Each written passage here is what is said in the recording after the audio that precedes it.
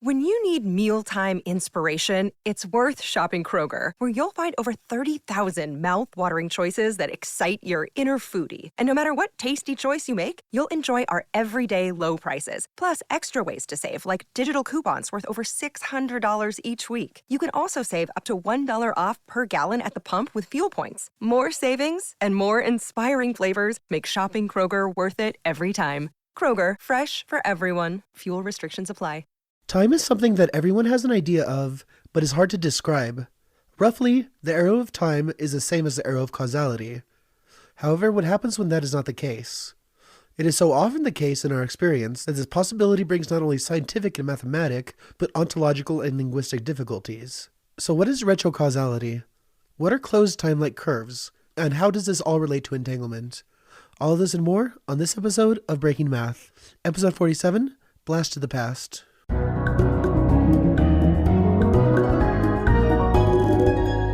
I'm Sofía. And I'm Gabriel. And you're listening to Breaking Math. Real quick, we have some plugs like always. If you want to donate to us, and the donations to Patreon really help a lot. If you want a poster from Patreon, you can pay, I think it's $22.46 a month. If you just want the poster itself, you can go to our Facebook poster store at facebook.com/breakingmathpodcast. We also have a tier on Patreon where we deliver outlines. It's only $5 a month. And you get our outlines and ad-free versions of the show. And by the way, the poster is an outline of the tensor mathematics used in Einstein's general theory of relativity. It's got lots of pretty pictures. Yeah, that's $22.46 plus $4.50 shipping and handling. And it's good quality and everything like that. You could go to Twitter. You can see us on Twitter at Breaking Math Pod. And our website is breakingmathpodcast.com. However, that's down for right now due to some issues with our hosting. We'll try to get that back up as soon as possible. Yeah, so the best place to reach us probably is Facebook /Breaking Math Podcast or Twitter at Breaking Math Pod. Or you can email us at breakingmathpodcast@gmail.com. Yep, we do read your emails. We enjoy them. We respond to them. They're great. All right, so today we're going to talk about retrocausality. Fascinating topic. This is based on an article that I found about a month and a half ago, and we have taken literally 6 weeks to carefully comb over this article, make sure that we understand it, and then look for some of the research behind it and prepare an episode for you guys. So we really hope you enjoy this one. This article is a proposed solution, or perhaps a partial solution, to the problem of quantum entanglement. Yeah, and specifically the question of an ontological framework for retrocausality. That is to say, stuff in the future affecting things in the past. And when we say stuff in the future affecting things in the past, we don't mean like something happened in the past and then the future happens and then something happens to change the past. We're talking that the past always was influenced by the future. It's like a weird, like almost you could think of it as like a weird cosmic connection, kind of like entanglement. Correct. Now, it's for this reason. It's for all of the difficulties of trying to conceptualize how the future at all could affect the past without some kind of a paradox. One such paradox is the grandfather paradox. There's other paradoxes as well that tend to make time travel impossible. So time travel proper, as you saw in, say Avengers Endgame or Back to the Future, that is impossible. That's not quite what we're talking about here, even though it's still a very murky topic. We have a lot that we're going to talk about in this episode. Should we go ahead and do a quick outline so the audience will know what's to come? Sure. We're going to start talking about just entanglement in general. Then we're talking about relativistic retrocausality, especially around really weird space-time metrics, like when space is curved really a lot around an object in space. Correct. We will review a previous episode. We touched on this topic on episode 28, Bell's Theorem, or what was it called? What was the episode was called? Something with Bell's Theorem. I don't remember. Episode 28. Yeah, episode 28. I can't remember right now. Yes, Bell's infamous theorem, I believe. That was there we go. We will talk about what Einstein called spooky action at a distance and why he called it spooky. We'll talk about quantum measurements. We will also talk about specifically with the issue of the limit of the speed of light and information not being able to send faster than the speed of light. Now, question, is it information that can't, or is it communication that can't? Well, information is pretty much a communication, but information is not correlation. Okay. So in the case of, like, let's just say, we will get to this topic more in more detail. In the case of quantum entanglement, if you have two entangled particles that are in a superposition, and if you measure one of them and you measure a downspin, would that be sending information in the past in order to have a measurement at the moment of inception? No, because information implies decision making. So it wouldn't be information being sent to the past. It would just be a correlation between the two. And okay. Yeah, is anybody else as confused as me? Raise your hand. I saw that. I see all you out there with those hands raised. Where else are we going to go here? We'll talk about relativity. We'll have a whole lot to say. Closed timelike curves, something called the Gödel metric. And then finally, we have a term that we're going to use on this podcast that we thought of after reading the paper. The term is called supertime theory. Yeah, it's fun, but I think it's an interesting way to look ontologically at the idea of retrocausality. It's maybe a way to kind of smooth some of this stuff, and it works in the same way that the stretchy fabric metaphor works for quantum, for general relativity, meaning that if you put like a heavy object in the middle of a trampoline, then you put like a small golf ball, you could toss it in such a way that it kind of is orbiting around the larger object. Mm-hmm. Correct. Yeah, so it's a term we invented. Don't actually, think that this term is used in published literature. To our knowledge, it's not. We invented it for this podcast, or we believe we are the inventors of it. So, without further ado, shall we do a review of what entanglement is? Sure. So, entanglement is sometimes you could take a particle like a photon and split it into two particles that are also photons. Or like these can be electrons, but let's say they're photons. You can have them so that one is polarized one way and the other is polarized in a completely perpendicular way to the other one. And the cool thing about it is that you're not sure which way they're polarized until you measure them. And once you measure one, though, you know that the other one will measure the opposite if they're entangled. Now, what you're about to mention here, this is what Einstein incorrectly described as the two gloves analogy, where he said just because, if you buy two gloves and they're in a box and you don't know which glove is which, let's say you were to split the box somehow in a way where you don't know which glove is in which half of the box, you don't look into that giant hole that you just created. I'm trying to use this analogy here. If you separate two gloves without looking at them, one of them is a right-hand glove and the other is a left-hand glove. And they've always been that way. You may not know what it is, but they've always been that way. That's not quite what's happening with entangled particles. It's more appropriate to say that both gloves, if they were entangled, if they were quantum mechanically entangled, both gloves would be left and right until one of them is measured. And then the other one turns into the opposite one. And some people have thought that this is a completely philosophical problem until Bell came up with his Bell's theorem. And like we said, it's a long thing. You can review it on episode 28. But the gist of it is that if you use statistics to analyze this, you basically see that the particle's nature changes at this last split second. Yes, this is taking the strangeness of the double slit experiment, and it is what should we say, spreading it over time, which is even stranger, I think.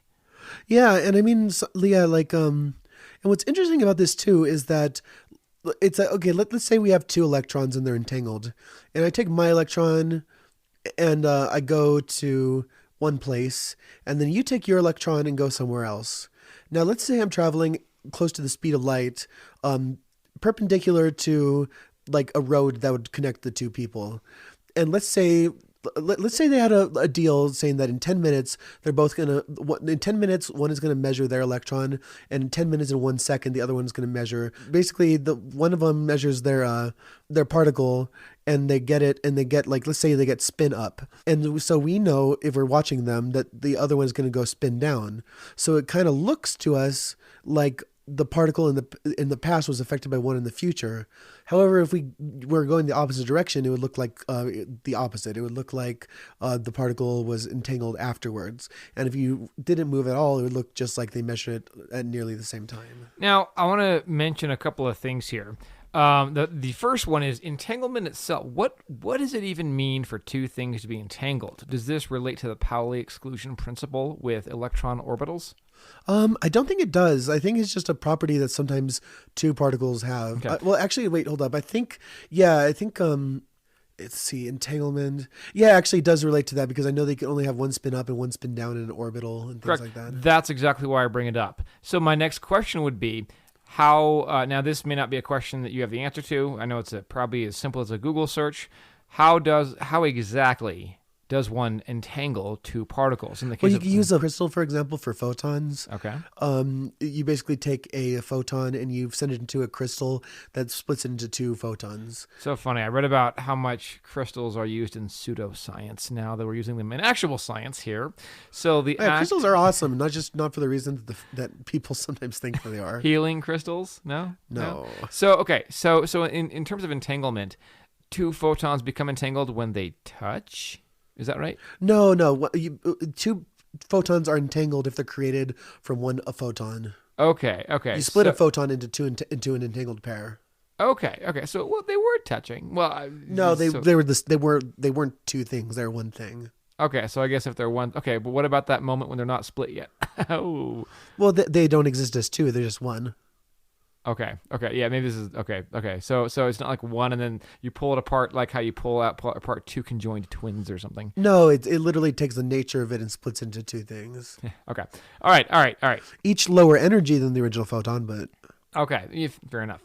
So yes, so that is entanglement in the case of photons, and then in the case of electrons, it could be that you just have them both in the same energy level where they following the Pauli exclusion principle, one of them has to be spin one way and the other has to be spin the other way. Although if you haven't observed it yet, they are both. So now that we've talked about exactly what entanglement is, a few other notes here. Einstein, as we said earlier, talked about entanglement as being spooky action at a distance, because you shouldn't be able to have... Now, he said, you can't send anything faster than the speed of light. And we have said on this podcast that one cannot send information faster than the speed of light. And you look at, let's say we're trying to communicate using entanglement. You might be able to think this person is in space, but let's say they measure it and let's say they could guarantee a spin up or a spin down at the far location. In that case, then you'd be able to just have a constant stream of reading these entangled photons, and you would have faster than light communication. However, anything that you do to guarantee spin up or spin down will unentangle the photons because it interacts with one of the particles. So there's no way to send that information in the past. Interesting. And you could use this, and if you try to do it statistically, there's different schemes that people have thought about. But if you do it statistically, basically you run into the problem that you can't copy an entangled photon to do multiple experiments on it. Once you measure it, it's gone forever. Fascinating. This also, by the way, isn't it funny? Isn't it cool? The web of connection that one topic has with others. Entangled photons are a major part of talking about black hole information theory, actually. There's a lot of thought experiments involving what happens when you take 2 or 3 entangled photons, and one of them goes into the black hole, and one of them, still entangled, goes outside of the black hole. So that's just a fun aside if you guys ever want to go to YouTube or Google and type in black holes and entangled photons. You can learn all about the firewall principle. Mm-hmm. So, fascinating. In the process of trying to actually communicate using quantum entanglement, you will unentangle the photons. Yeah, basically.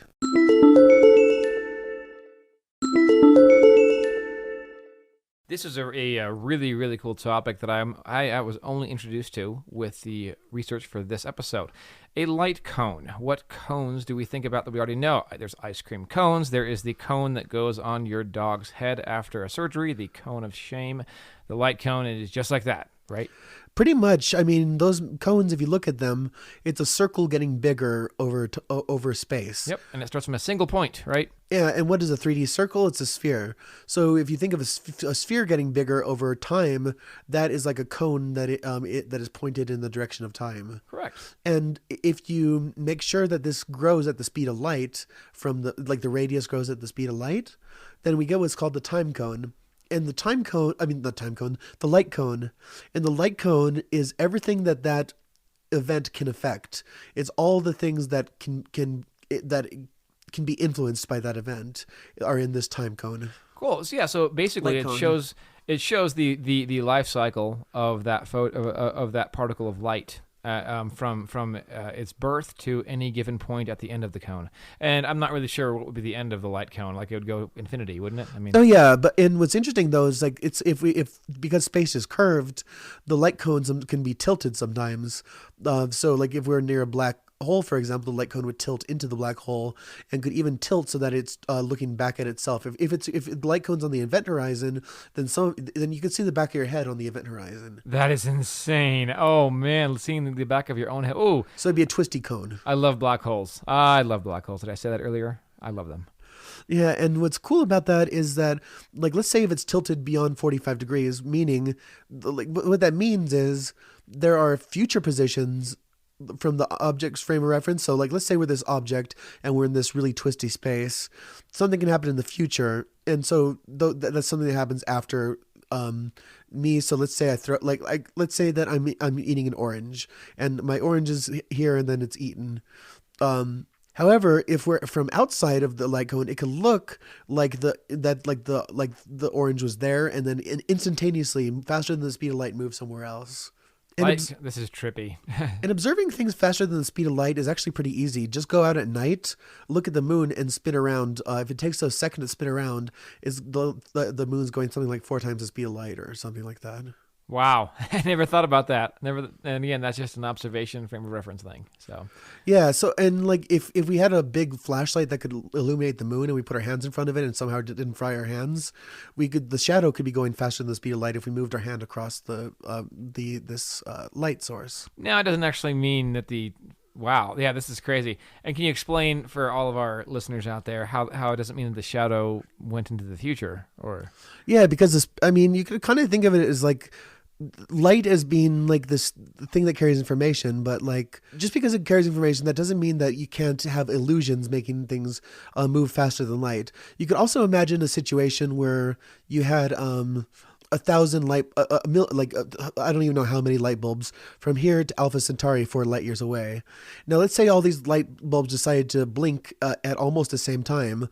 We could observe a trail of lights going from here to Alpha Centauri in a split second, and it would almost look like it's animated, even though there's no signal being sent faster than the speed of light. Because there's coordination, it can be.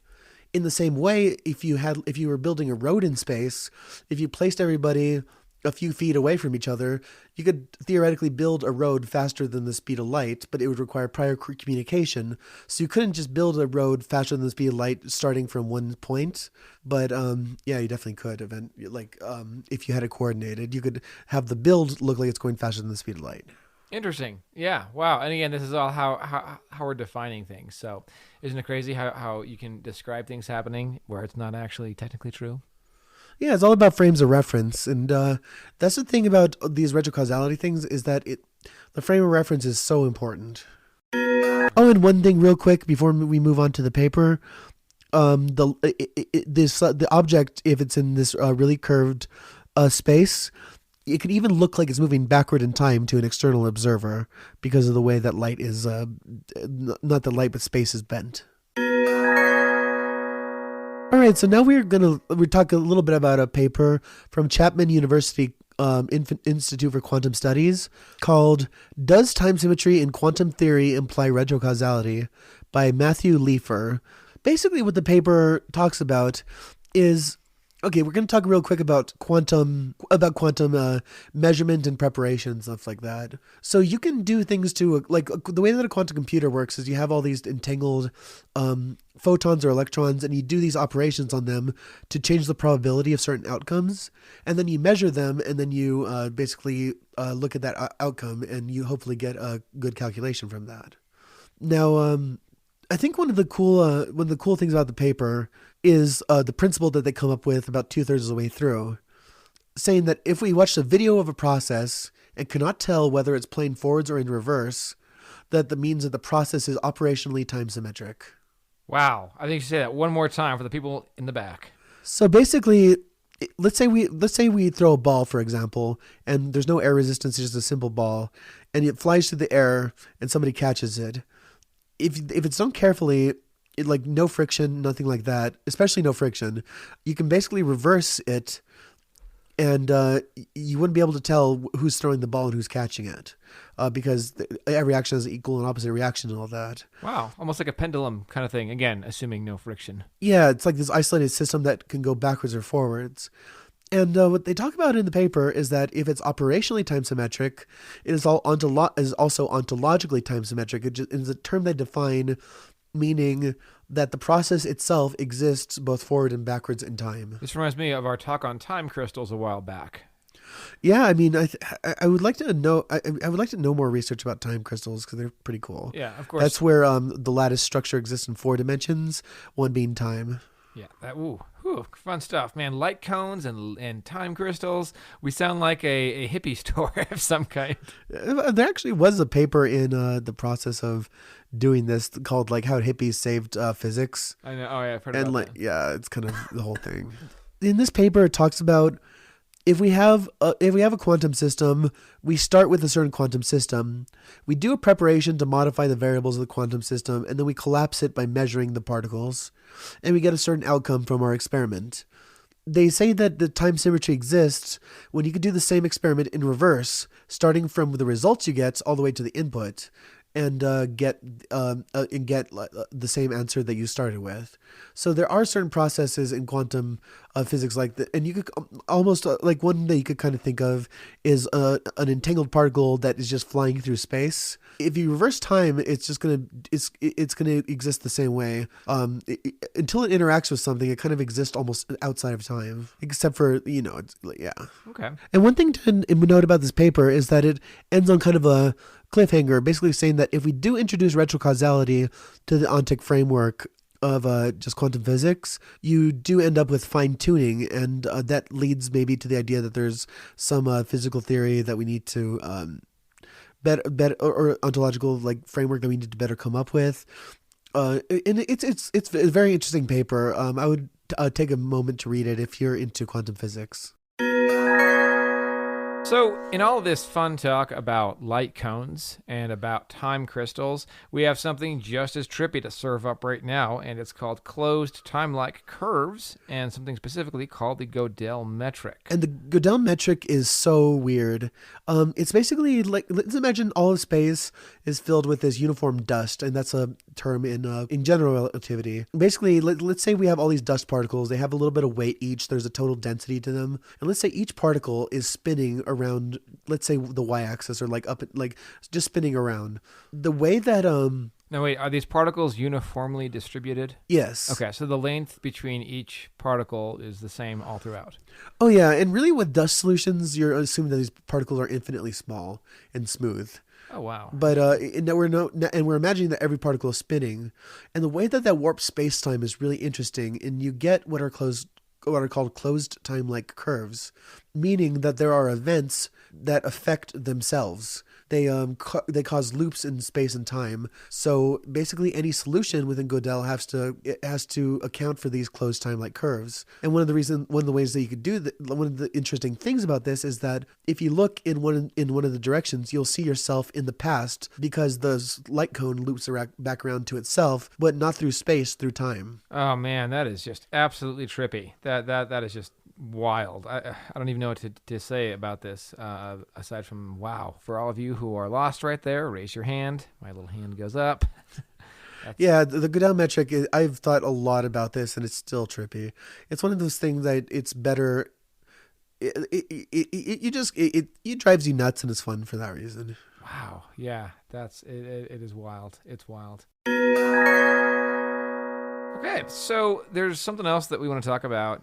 And super quick too. Yeah, super quick. Something called